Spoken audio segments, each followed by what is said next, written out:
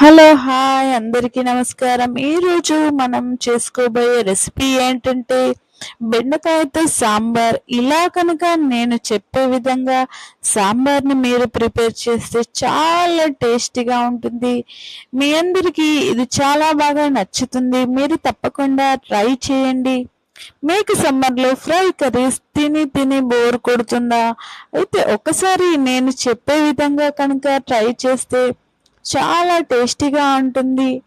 ఇలా ఒక్కసారి చేస్తే కనుక మీకు మళ్ళీ మళ్ళీ తినాలనిపిస్తుంది. అందుకొరకే నేను ఇది ప్రిపేర్ చేసి చూపిస్తున్నాను. తప్పకుండా మీరు ఇది ట్రై చేసి ఎలా ఉందో నాకు కామెంట్ బాక్స్‌లో తెలియజేయండి. దీనికోసం ముందుగా మనం ఒక పాన్ తీసుకొని అందులో ఆవాలు, జీలకర్రని యాడ్ చేయాలి. అందులో లవంగాలని 4-5 వరకు యాడ్ చేసుకోవాలి. ఎక్కువగా వేసుకోకండి. ఆ తర్వాత మనం ఉల్లిపాయలను తీసుకోవాలి. ఉల్లిపాయలు వేసుకున్న తర్వాత చక్కగా కలుపుకొని పక్కన పెట్టేసుకోవాలి. చూసారుగా, ఇలా మనం లైట్ బ్రౌన్ కలర్ వచ్చేదాకా మనం ఉల్లిపాయలు వేగనివ్వాలి. ఆ తర్వాత మనం అల్లం వెల్లుల్లి పేస్ట్ వేసి కొద్దిగా పసుపు వేసుకొని ఫ్రై చేసుకొని అందులో మనం ముందుగా కట్ చేసుకున్నటువంటి బెండకాయ ముక్కలని తీసుకోవాలి. ఇలా మనం పూర్తిగా బెండకాయ ముక్కలని ఇందులో యాడ్ చేసుకోవాలి. ముందు చెప్పానుగా, మనం ఈరోజు సాంబార్ ప్రిపేర్ చేస్తున్నామని. అందుకోసమనే నేను ఈ బెండకాయ ముక్కలని కాస్త పెద్దవిగానే ఉంచాను. సాంబార్ కోసమని పెద్దగా కట్ చేసుకున్నాను. ఇలా మనం యాడ్ చేసిన తర్వాత బెండకాయలని చక్కగా కలుపుకోవాలి.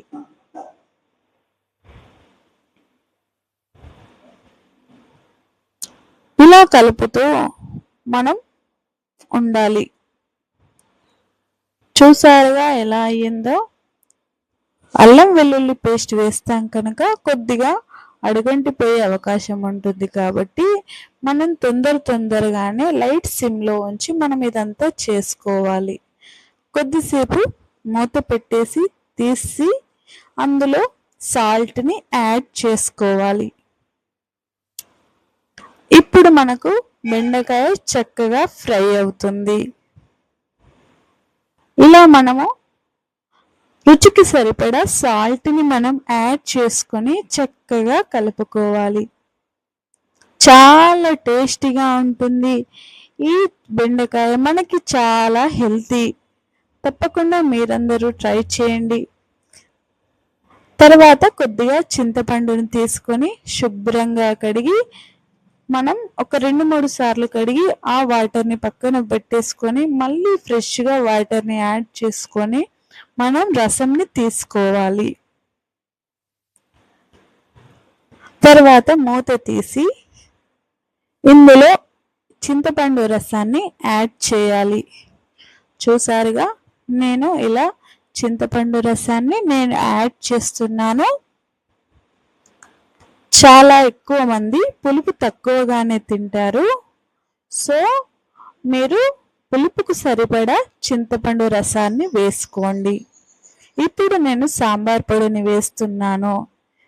ఇది నేను హోమ్మేడ్ ఇంట్లోనే ప్రిపేర్ చేశాను. ఇది వేస్తేనే అద్భుతంగా ఉంటుంది. ఈ సాంబార్కి టేస్ట్ వస్తుంది.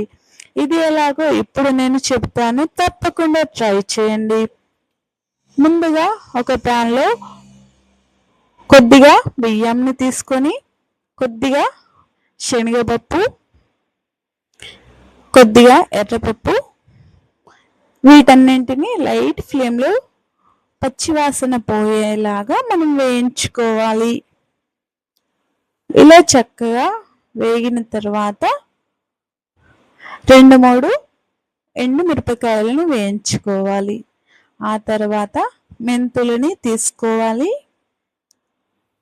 వీటన్నింటినీ సపరేట్గానే ఎందుకు వేయించానంటే కొన్ని తొందరగా వేగుతాయి, కొన్ని వేగవు కాబట్టి నేను ఇలా వేయించుకున్నాను. తర్వాత వీటన్నింటినీ మిక్స్ చేసి గ్రైండర్లో పొడిలాగా చేసి ఇందులో నేను యాడ్ చేశాను. సాంబార్కు మెయిన్ టేస్ట్ ఇదేనండి. ఇలా కనుక చేస్తే తప్పకుండా అదిరిపోయే సాంబార్ చాలా టేస్ట్గా ఉంటుంది.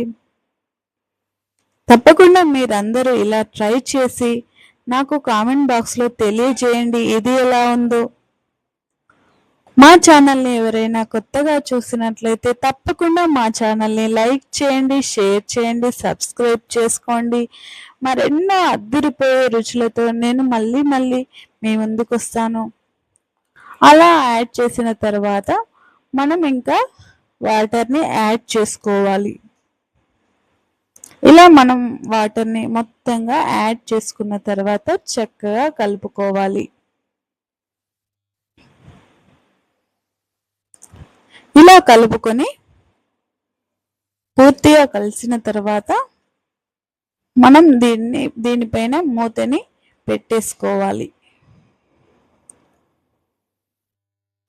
మనం కొద్దిగా వాటర్ని ఎక్కువగానే యాడ్ చేయాలి, ఎందుకంటే మనకు ఉడికిన తర్వాత రసం తక్కువ అవుతుంది కాబట్టి మనము 4 గ్లాసెస్ కావాలనుకుంటే మనం 5 గ్లాసెస్ వాటర్ని యాడ్ చేసుకోవాలి అన్నమాట. ఆ తర్వాత నేను బెండకాయ విత్తనాలను కూడా ఇందులో వేసేసాను. ఇది మీ ఆప్షనల్, కాకపోతే చాలా టేస్టీగానే ఉంటుంది. అలా మొత్తం వేసుకున్న తర్వాత ఇలా మనకు సాంబార్ అనేది ప్రిపేర్ అయిపోయింది. కానీ ఇది సాంబార్ మాత్రం చాలా టేస్టీగా ఉంటుంది. కాబట్టి మీరందరూ తప్పకుండా ట్రై చేయండి. ఒక్కసారి చేస్తే గనక చాలా చాలా బాగుంటుంది, కాబట్టి మళ్ళీ మీకు తినాలనిపిస్తుంది. ఉపవాసం ఉన్న రోజు సాంబార్ రసంని ఒక్కసారి మీరు ప్రిపేర్ చేసుకొని తినండి. మళ్ళీ మీకు తినాలనిపించేటటువంటి సాంబార్ ఏదైనా ఉందంటే ఈ బెండకాయ సాంబార్ మాత్రమే. చూసారుగా ఇలా అయ్యింది. తప్పకుండా మా ఛానల్ని లైక్ చేయండి, షేర్ చేయండి, సబ్స్క్రైబ్ చేసుకోండి. మా వీడియోని పూర్తిగా చూసినందుకు ధన్యవాదాలు. Thank you for watching.